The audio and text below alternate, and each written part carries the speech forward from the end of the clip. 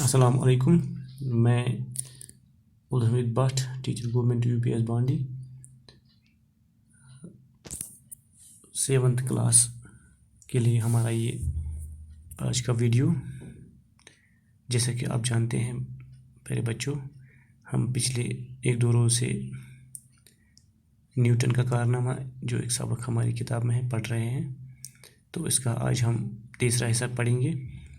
تو تھوڑا ہم ریوائز کریں گے کل کے بارے میں. کل ہم نے پڑھا تھا نیوٹن 27 سال کی عمر میں ریاضی کا مکمل پروفیسر بن گیا تھا، اور اس کے بعد اپنی دریافت کا ایک لمبا سلسلہ شروع کیا تھا، جس میں پہلے اس نے روشنی پہ تجربہ کیا، اور اس میں ہمیں یہ بتایا کہ روشنی دراصل جو ہمیں سفید رنگ کی لگتی ہے، اصل میں یہ 7 رنگوں کا مرکب ہے جنہیں ہم الگ الگ بھی کر سکتے ہیں.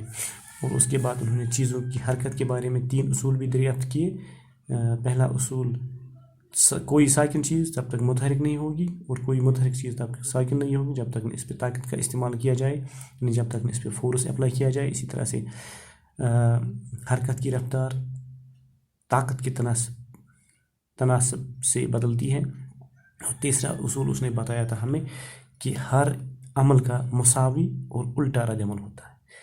تو آج جو ہم پڑھنے جا رہے ہیں اس میں ہے کشش ثقل، جو یہاں پہ پیج نمبر 83 پہ لکھا ہوا ہے.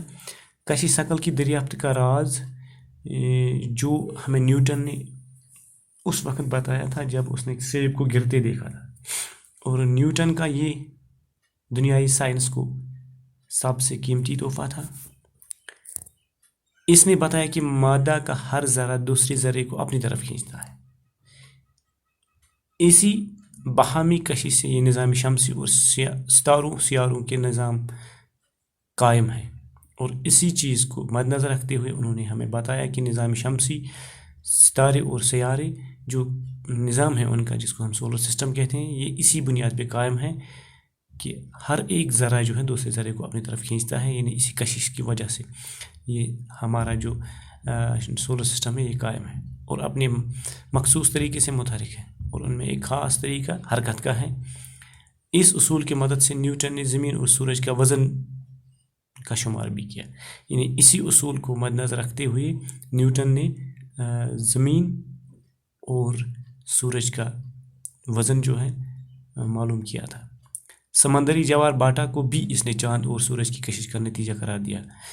بچوں، سمندری جوار باٹا کا مطلب سمندر میں اتار چڑھاؤ جو ہوتے ہیں، جو لہریں اٹھتی رہتی ہیں، اوپر آ جاتی ہیں، نیچے جاتی ہیں، اس کو نیوٹن نے بتایا کہ یہ چاند اور سورج کی کشش، یعنی ان کی جو گریویٹیشن ہے اسی کا نتیجہ ہے.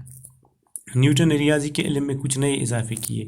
اسی طرح سے چونکہ ہم نے پہلے ہی پڑھا ہے، نیوٹن ریاضی کے پروفیسر تھے، اور ریاضی یعنی میتھمیٹکس میں انہوں نے کچھ نئے اضافے کیے جن سے آج علوم مستفید ہو رہے ہیں. یعنی جن سے آج کے زمانے میں مختلف علوم جو ہیں، علوم علم کا جمع ہوتا ہے، مستفید یعنی فائدہ حاصل کر رہے ہیں، فیضیاب ہو رہے ہیں. کیونکہ نئی حدوں کو چھونے کے بعد ریاضی کا اطلاق نہ صرف زیادہ وسیع قسم کے مسائل پر ہونا ممکن ہو گیا، بلکہ مختصر فارمولوں نے لمبے چوڑے اور اعرابوں کی جگہ لے لی. تو اور کچھ فارمولے جو ہیں انہوں نے لمبے چوڑے جو مسائل تھے ان فارمولوں نے ان کو چھوٹا کر دیا. نیوٹن نے اپنی تخلیق کی اڑان سے معلوم علم کی حدوں کو پھلاندتا قدرت کی گہرائیوں تک پہنچ کر اس کے راز ڈھونڈتا تھا. یعنی اس کو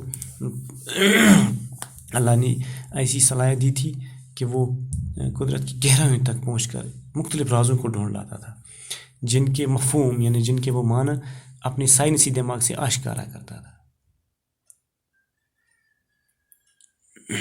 آشکارا کرنا کا مطلب راز کھولنا، یعنی مختلف راز انہوں نے کھولے. سائنس کے میدان میں اس کا یہ شاعرانہ انداز اس کی ذاتی زندگی میں بھی نمایاں تھا. اور سائنس کے انداز، سائنسی جو ان کی دریافت تھی اس میں شاعرانہ انداز بھی ان کا نمایاں شامل رہا. نیوٹن اپنی بنائی ہوئی دنیا میں ہی بسا تھا. نیوٹن کی ایک اپنی بنی بسائی دنیا تھی اور اسی میں مگن تھا. اسے اکثر اپنے لباس، رہنے سہنے، ڈھنگ اور کھانے پینے کی سدھ نہیں رہتی تھی، اور اکثر و بیشتر اپنے لباس، کھانے پینے اور مختلف چیزوں کے بارے میں اس کو پتہ نہیں رہتی تھی. ریاضی کی مشقوں سے نیوٹن کا بنیادی مقصد اپنا جی بہلاوا تھا، اور ریاضی اس کا مشغلہ تھا، شوق تھا، اپنے جی کے بہلانے کے لیے کرتا تھا. وہ سائنس کے تجربے محض اپنی تسکین کے لیے کرتا تھا، اپنی تسلی کے لیے کرتا تھا. اس سے اپنی دریافت اور ایجاد شائع کرنے کا کوئی شوق نہیں تھا. تو جو بھی انہوں نے ایجادات کیے، جو بھی انہوں نے دریافت کا سلسلہ اپنی طرف سے شروع کیا تھا، انہوں نے شائع کرنے کا کبھی شوق ظاہر نہیں کیا. لیکن اس کے دوستوں نے اسے کہا میں کچھ بھی شائع نہیں، اور اپنے دوستوں سے کہا کہ میں کچھ بھی نہیں شائع کروں گا، کیونکہ اس سے جانکاروں کی تعداد میں اضافہ ہوتا ہے. تو آج ہم نے یہ ایک پیج جو ہے، پیج نمبر 83 اس کا ہم نے آج یہاں پہ مطالعہ کیا، اور امید ہے آپ اس ویڈیو کو دیکھو گے اور گھر میں اسے پریکٹس کرو گے. خدا حافظ.